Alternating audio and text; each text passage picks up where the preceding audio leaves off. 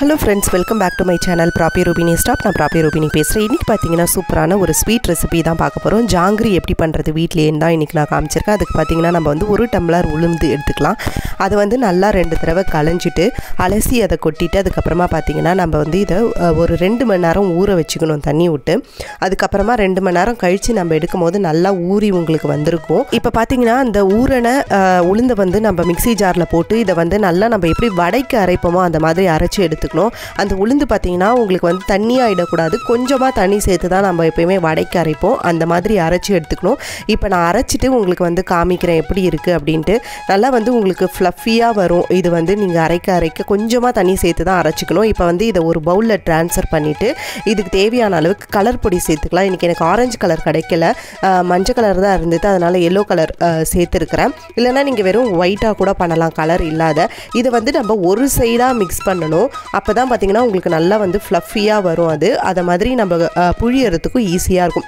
இதை மாதிரி ஒரு 5 மினிட்ஸ் வந்து இதை நம்ம இது மாதிரி கலரிகிட்டே இருக்கணும், ஒரே சைடு மாற்றாத. இப்போ வந்து இதை ஒரு பைப்பிங் பேக்கில் நம்ம போட்டுடலாம். உங்கள்கிட்ட பைப்பிங் பேக் இல்லை அப்படின்னா நீங்கள் வந்து பால் கவர் கூட யூஸ் பண்ணிக்கலாம். இதை நான் வந்து எல்லாத்தையுமே ஃபில் பண்ணிவிட்டு அதுக்கப்புறமா நான் வந்து உங்களுக்கு காமிக்கிறேன். இதுக்கு வந்து எவ்வளோ ஓட்டை வேணுமோ அந்த அளவுக்கு குட்டியாக நீங்கள் வந்து போட்டுக்கலாம். தேவைப்பட்டால் நீங்கள் வந்து இன்னும் கூட பெருசாக போட்டுக்கலாம். ஒரு தடவை புழிஞ்சு பார்த்துட்டு அந்த சைஸ் வந்து உங்களுக்கு கரெக்டாக இருக்குது அப்படின்னா நெக்ஸ்ட்டு அதை ஓரமாக வச்சுட்டு இப்போ நம்ம சுகர் சிரப் ரெடி பண்ணிப்போம். இன்றைக்கி பார்த்தீங்கன்னா 1 டம்ளர் சர்க்கரை இல்லைனா 1.25 அந்த மாதிரி நீங்கள் எடுத்துக்கலாம். இதுக்கு தேவையான 1/2 டம்ளர் தண்ணி சேர்த்துட்டு கலர் பொடியும் கொஞ்சம் சேர்த்துக்கலாம். நம்ம இது வந்து நல்லா ஒத்த கம்பி பதத்துக்கு முன்னாடி பதத்தில் வந்து நம்ம இறக்கிடணும். நான் உங்களுக்கு காமிக்கிறேன். அது வந்து ஒரு சிரப்பு கன்சிஸ்டன்சியில் இருக்கணும். அந்த மாதிரி இருந்தால் தான் ஜாங்கிரியை வந்து நம்ம பொரிச்சு உள்ளே போடும்போது பார்த்திங்கன்னா நல்லா ஜீராலாம் உங்களுக்கு வந்து உள்ளே இறங்கும்.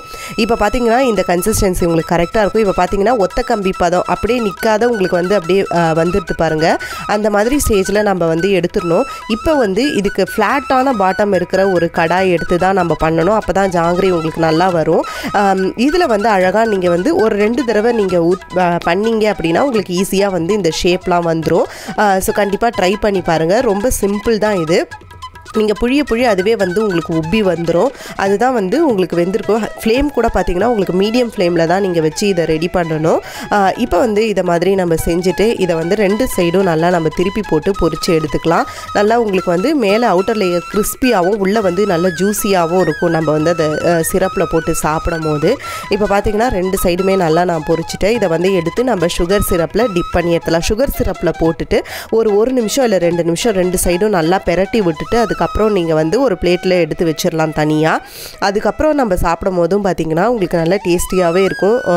கொஞ்சம் நேரம் ஆக பார்த்திங்கன்னா உள்ள ஜூஸ்லாம் ஊறி உங்களுக்கு நல்லா டேஸ்டியாக இருக்கும். அதே சமயத்தில் கிறிஸ்பியாகவும் இருக்கும். கண்டிப்பாக ட்ரை பண்ணி பாருங்கள். தீபாவளி இந்த மாதிரி ஃபங்க்ஷன் டைம்லலாம் நீங்கள் வந்து இந்த ரெசிபியை வீட்லேயே ட்ரை பண்ணி பார்க்கலாம். இந்த வீடியோ கண்டிப்பாக உங்களுக்கு பிடிச்சிருக்கும்னு நினைக்கிறேன். இதே மாதிரி மற்ற ஸ்வீட் ரெசிபீஸும் ஸ்வீட்டுங்கிற பிளேலிஸ்ட்டில் இருக்குது, போய் செக் பண்ணி பாருங்கள். இந்த வீடியோ உங்களுக்கு பிடிச்சிருந்தது அப்படின்னா மறக்காமல் நம்ம சேனலை சப்ஸ்கிரைப் பண்ணிக்கோங்க. தேங்க்ஸ் ஃபார் வாட்சிங்.